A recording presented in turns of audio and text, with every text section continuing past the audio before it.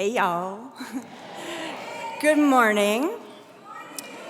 This isn't my usual gig. I'm really excited to be here with you today. My name is Esmé Rodríguez. In English, I use they, them pronouns. In Spanish, I use ellas. Yo soy parte de mi familia mexicana, entonces hablo español y también inglés.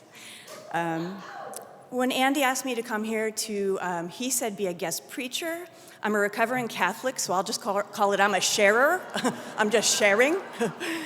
But I was really elated and I was really honored. And he said that, there was a suggested Bible verse. And I said, well, do you mind if I read that Bible verse and I pick something that really resonates with me so I can speak on it? And he said yes, so I'm super grateful for that. So I'd like to share with you a poem today. It's called The House of Belonging. It's written by David White, and I found it on a podcast called On Being. I awoke this morning in the gold light, turning this way and that, thinking for a moment it was one day like any other. But the veil had gone from my darkened heart, and I thought it must have been the quiet candlelight that filled my room.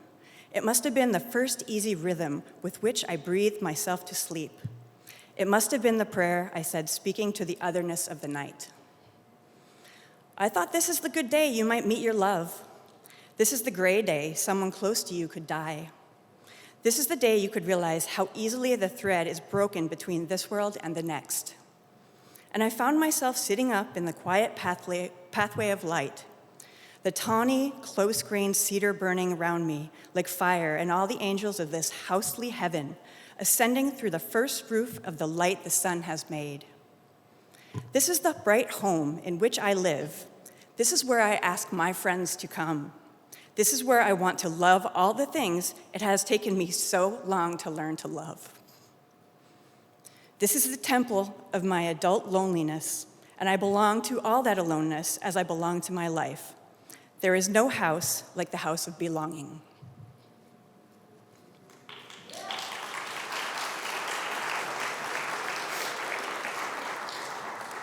Thank you so much. I put a lot into the reflection on this, and I wrote a few pages, so I'm really, really grateful that you'll sit with me as I get through it. And I'm getting to that point in my life where I need reading glasses, the cheaters, so it's really big, so that's why there's so many pages.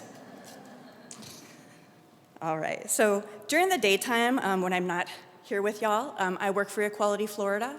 We're Florida's largest LGBTQ equality and advocacy group. We want to make sure that everyone can love who they are, love who they love, and live how they want with their families, and be safe in Florida and across the United States and across the world. So that's the work that we do.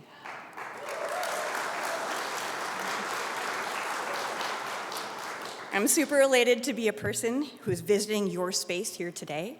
So thank you. I'm not used to walking these halls in these heels like this, so I appreciate your acceptance and invitation. Kind Allendale community. Today, in a world that's so divided by politics, sides, sectors, and cliques, I want to speak about the sacred difference between fitting in and belonging. Many of us have spent seasons of our lives trying to fit in, twisting ourselves into the shapes we thought others would accept, shaving off our edges, silencing our truths. Fitting in is a survival skill. It's about learning the code, blending in, hoping we won't be noticed, or worse, rejected. But it is not the same as belonging. Belonging is about not changing who we are. It's about being welcomed as we are. Belonging is holy ground. It's when someone sees us fully, hears us deeply, and still says, there's room for you here. You matter. You're needed, not in spite of who you are, but because of who you are. When I was asked to make this reflection today, I mentally wrestled with myself for a moment. Would people take me seriously? Would they listen? Would they feel the weight of my heart underneath all of this hair, glitter, and makeup? I've been performing for 25 years, and while I've been part of events in a diversity of settings, I can most definitely remember only once before having performed in a place of worship, and that was for drag bingo, because church folks like their bingo. Still, Pastor Andy welcomed me because of the intersections of who I am and my identity, and I'm so honored by his confidence in knowing and respecting the entirety of who I am. Not just pieces, not just a fit-in-the-box convenient part. He let me know that I belong here today, and you all make me feel like I belong here today too, so thank you.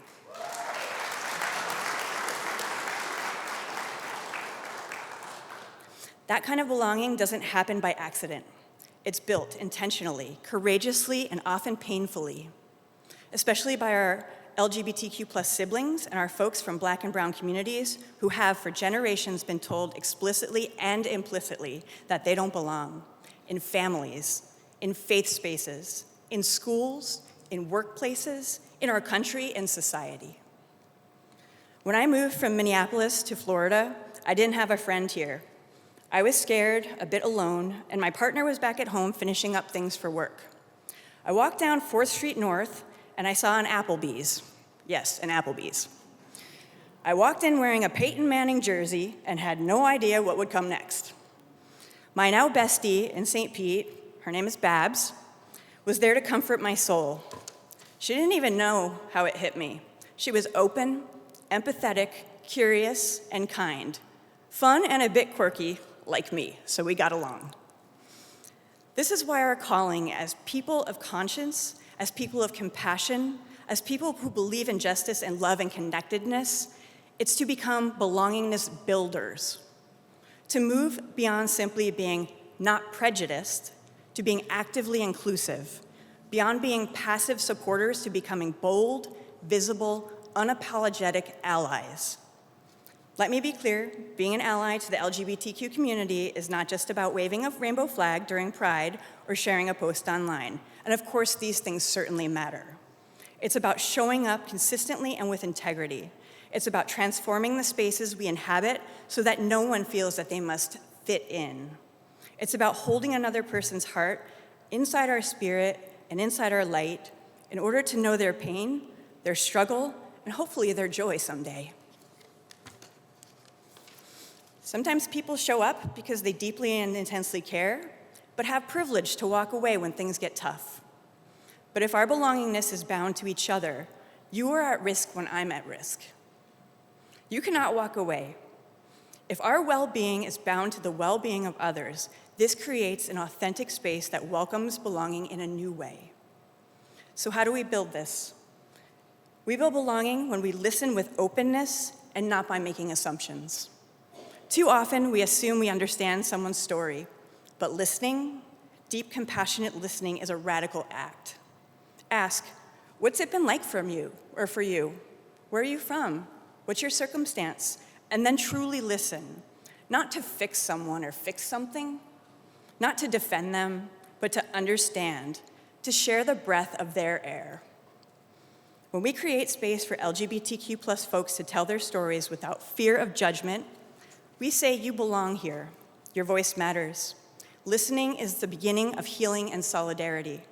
It's our way of building our spiritual bridge to be bound to each other's wellness and safety. We build belonging when we challenge injustice, even when it's uncomfortable. It's easy to be supportive when everybody agrees.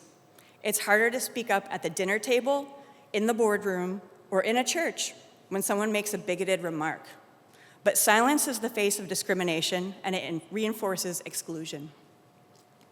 Belonging is built when allies risk discomfort to stand alongside the marginalized, when we call out laws and practices and components that harm LGBTQ plus lives and people. It's not about being perfect, it's about being willing. We build belonging when we create and nurture space, not just occupy it. Being that belongingness builder means making sure LGBTQ plus voices are not just included, but centered and defended. It means inviting people to the table and being willing to rebuild that table if it wasn't made with them in mind. This might look like uplifting queer leaders of color in your workplace, ensuring inclusive policies in your school, or advocating for LGBTQ plus representation in your community's decision-making spaces. Friends, we're called to so much more than tolerance. We're called to love in action, to build the kind of world where no one is left asking, do I fit in? But instead knows in their bones and in their soul, I belong. To our LGBTQ plus siblings, my community, you are beloved. You are whole, you are not, and you will never, ever be alone. To all of you who are willing to be builders of belongingness, keep going. Your work is spiritual, your courage matters. Every time you choose inclusion over indifference, you widen that circle of love. You fight against the injustice of judgment, fear, and anger. You chip away at the barriers that hold other people back from kindness and love. And remember, belonging's not a gift we give. It's a world that we continuously create together. May we rise to that calling, be present with one another in peace. Thank you so much.